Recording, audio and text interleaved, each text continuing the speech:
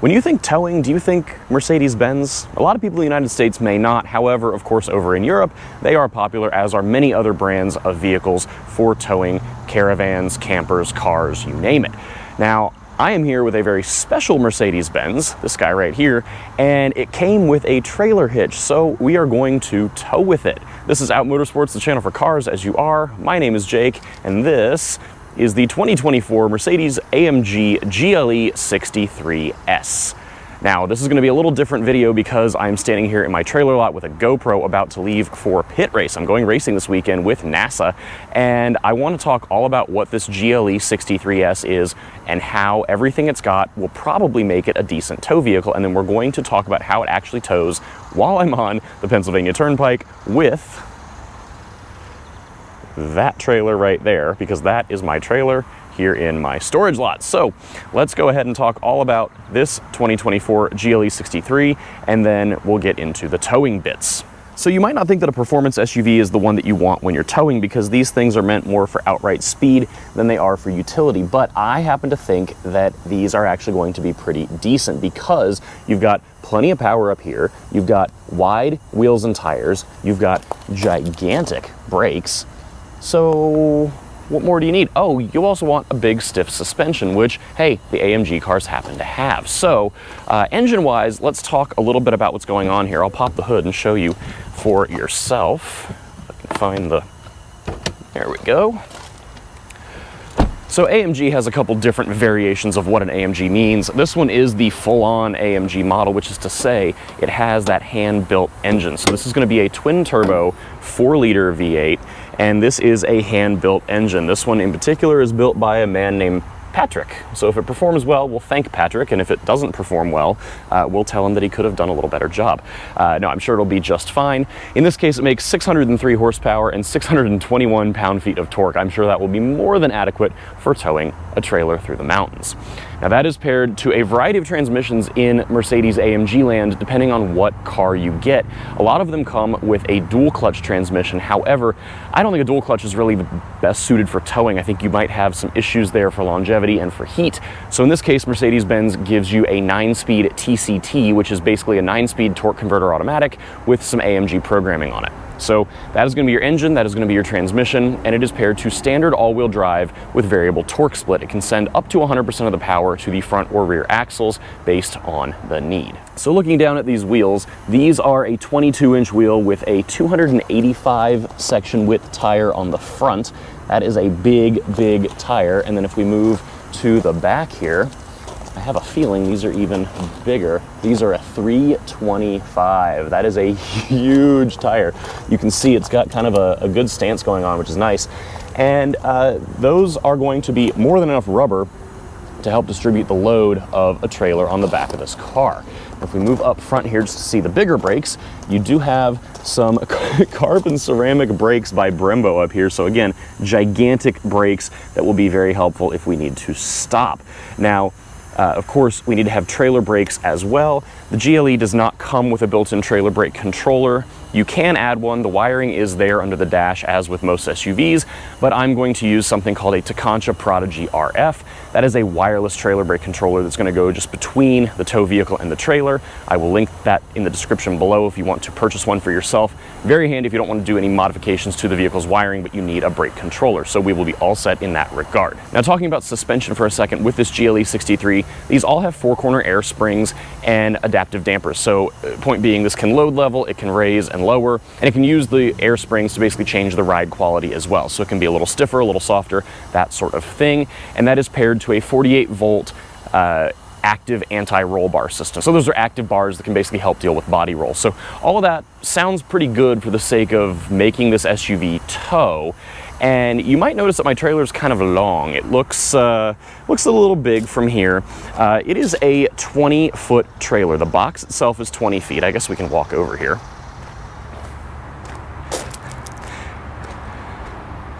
So this looks pretty long, right? So the box itself of the trailer is 20 feet. The V-nose right here is 4 feet, and from hitch all the way to taillights is 27 feet. I would not go any longer than this with a vehicle like the GLE. However, we are going to use weight distribution, and we're going to use sway control. Now, Mercedes-Benz has some built-in technology on the GLE to help with this, but having some extra help through the hitch is always a nice thing. So when we look at the hitch itself, you'll see I've already got the hitch in the hitch receiver. No big deal to get this set up. There's no cover under the bumper. It just sits right here. So hitch goes right here, and then you've got your 7-pin wiring connector right here, if you can see that. Now, the other thing that you can kind of see here is the label for the hitch. And Mercedes-Benz gives you several different ratings here. So they say that with weight distribution, which they allow based on the hitch, you can do 7,500 pounds, you can do 7,716 if you are not doing weight distribution. So 7,500 is well within what my trailer is. We're going to use weight distribution. That's what these lovely little receivers are for the bars. I've got this all set up. This is a BlueOx Track Pro. I will also link this in the description below. You need to get the right one based on the weight of the trailer you're pulling, but my trailer all in is about 6,800 pounds. So that is it with this GLE 63. Let's get all hooked up and get on the road and talk all about how it tows.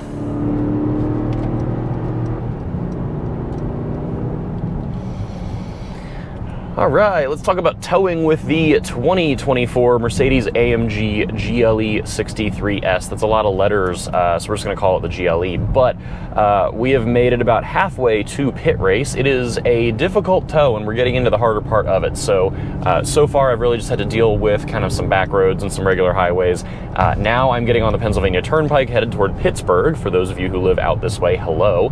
And this is where things get a little more hilly, so we will join the party again in a little bit to talk about how this thing does in the mountains. But so far it's been really good. I've had speeds. The speed limit is about 70 most places here, and I'm willing to tow up to about 70. That's kind of my high limit. Just all trailer tires are kind of junk, so I try to not go much faster than that. But in any case, this is doing a really nice job so far. Power and torque are obviously plentiful, and stability, as I predicted with the giant tires, the fancy suspension, the anti-roll system, all that is really, really excellent. Couple other things I wanted to mention as far as stability is concerned in particular. Wheelbase is a huge thing for towing stability, and when we're talking about wheelbase, the longer the better, and that's really the hardest thing with these big box trailers like what I'm towing and a smaller SUV like the GLE. So the GLE used to be the Mercedes ML, and you know that's their midsize. There's a bigger one above this that's now called the GLS, and the wheelbase on this is still fairly long. This is 117.9 inches, so that really goes a long way. If we're thinking about other tow vehicles, my Porsche Cayenne, which granted is 10 years old, is about 114 inches. My old Range Rover, my L322, that was so unstable, had a soft suspension and 111, 112 inch wheelbase. So a couple extra inches do matter, har har. And otherwise, you know, the suspension's doing a really nice job. Now you do have to watch your tongue weight on this car, much like the Cayenne that I own and tow with somewhat often. You cannot have 10% tongue weight back there. You can have about 8%. So thankfully my trailer is already set up. I've already measured, and I know that it's kind of, you know, right about there, so no big deal. But you know, European SUVs are not like an American truck where you can just kind of slam the weight on the back and pray. A, that's not a safe way to be towing anything ever, but B, you know, these will do what you want of them, but you have to stay within their limits to keep them happy. Now, other things that I didn't mention earlier that I wanted to bring up because I've noticed a little bit more as I've been towing, the 4-liter twin-turbo V8 here, you know, it's really great. It makes a ton of power and torque. However, there's also a 48-volt mild hybrid system on this. It's something that's on a lot of new Mercedes. They called it EQ Boost for a period. I don't think they call it that on the V8, but in any case, it's the same principle. So it's 48-volt battery system. It's a small battery. You know, the car cannot run or move on battery power alone, but it's basically a really heavy-duty starter and generator that takes the place of your alternator, more or less. So it can add a little bit of horsepower and a lot of bit of torque, so it can add up to like 120 something pound-feet of torque. And what that basically does is it shoves the engine into its torque peak when you're accelerating. So there's a little gauge you can kind of see here on the tack at the very bottom, and it shows power or charge. So when I put my foot in, you notice it's staying in 9th gear, but that starter generator is adding power as I'm requesting it. So it's basically just kind of helping things out. So they really rely a lot on the turbos and the mild hybrid system. So the one thing I don't love is that it's a little reluctant to downshift in some scenarios. Granted, you do have the paddles and it does listen to you, so that has been pretty good otherwise.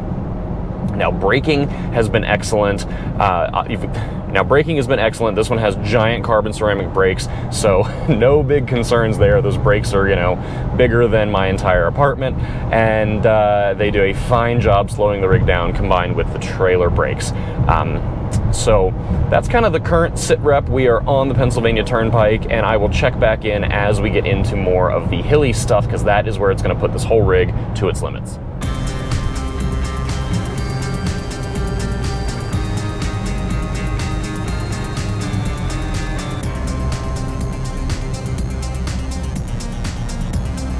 Oh, we're in the tunnel. Whee! All right, I said I'd have a little touch base from the more mountainous parts of the journey, so here we are. Welcome to the middle of the Allegheny Mountains on the Pennsylvania Turnpike. Once we got through that tunnel, things get more mountainous, and the GLE 63 has continued to be a really good partner here. This has been really an easy towing experience, both going up and down these mountains. I'm using the paddle shifters to kind of give me some engine braking. The car does know when you plug a trailer in, because it'll put a screen up asking you to tell it kind of what shape the trailer is for all the trailer stability programming and everything, but it doesn't have any real tow mode. That's why I'm using an individual mode for my drive mode selector, and what that means is it's not automatically downshifting really for engine braking on a downhill. So that's something that I don't love, but you've got the paddles, and it'll drop right back to drive if you just ignore them for a little bit. So it's fine, you know, for a brief uphill or downhill if you need the assist. It is good on doing a downshift for the uphill portions of this trip. It's just the downhills that I don't, you know, necessarily love how it behaves, but it's fine generally. Other thing I love is the fact that you can call up temperature gauges in the center of the gauge cluster. So you've got stuff here for transmission temperature, oil temperature, and coolant temperature. And that is all really, really important, because if it's a hot day, if you're stressing the car, it's really going to be important that you don't overheat anything. That would be a sign that you need to slow down, move into the right lane like you would if you're driving an 18-wheeler. So really appreciate the fact that they give you those gauges. You know, it's not something you would think of for a Mercedes-Benz SUV. You know, I think of that as like a truck thing for towing, but the nice thing is, with it being an AMG, they have a focus on performance, so, you know, also if you're tracking this thing, you want those gauges up as well. Is anyone going to track a GLE 63? I don't know, probably very, very few, but still nice to have it. Otherwise, as far as how this is doing on the uphills and everything, this has, like I said earlier, you know, plenty of torque in particular, so it's really not much of a problem to, you know, just go up these hills, and it stays in 6th or 7th gear for the most part. You can see that little power gauge where you get a lot of boost out of the starter generator bit, so that's also very helpful. And it's just kind of unbothered by what I'm asking it to do, which I think is really nice, because, you know, this is probably one of the bigger trailers someone would tow with this kind of a setup. And, you know, this or a camper or whatever, maybe a boat, and it's just doing such a good job. So I'm really impressed with it. Actually try and get around this one truck. So yeah, it's nice and stable. You know, my trailer is 8.5 feet wide. Like I said, it's 27 feet long from hitch to tail light, and it is a bit of an aerodynamic burden on a vehicle, no matter what you're using to tow it.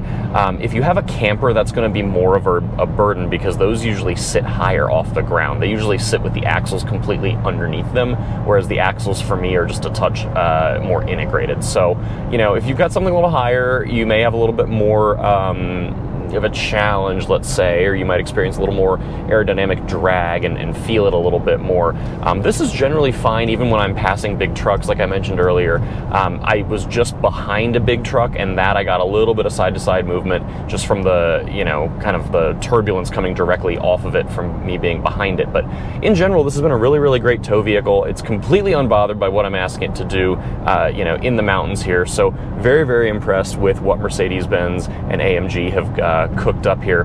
Now, the question is, if you don't want to or can't afford the AMG version of the GLE, how good would the other GLEs be? Well, most of them are rated for the same tow rating. I think if you get the turbo 4-cylinder, it's not rated for quite as much weight because, you know, obviously the turbo 4 can't pull as much, but I think if you get the other drivetrain options, it will pull about as much, if not the same. So in that regard, I think it would be fine. You know, obviously you're going to have a slightly narrower tire, you'll have a slightly softer suspension, you'll have a little bit less power, but I think it would be just fine. Obviously, temper your expectations.